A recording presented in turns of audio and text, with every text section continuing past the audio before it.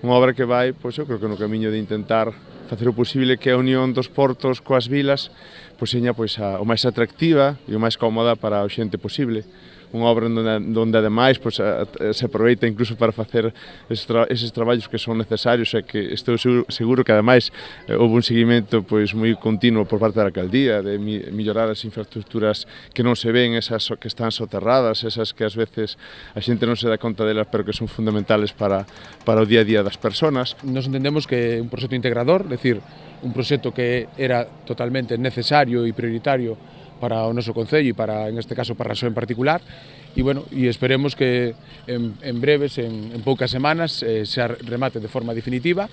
e a partir de aí, pois veciños e veciñas e visitantes pois poidan disfrutar pois dun espacio que está integrado, un espacio que ten prioridade peatonal e que o que se pretendía un pouco era que fora pois un espacio integrador, é dicir, onde os peatóns e, como decía antes o conselleiro, é dicir, a actividade mariñeira puderan convivir e compartir ese espazo. Logo nos esperemos que en próximas semanas que xa poida rematar esa obra.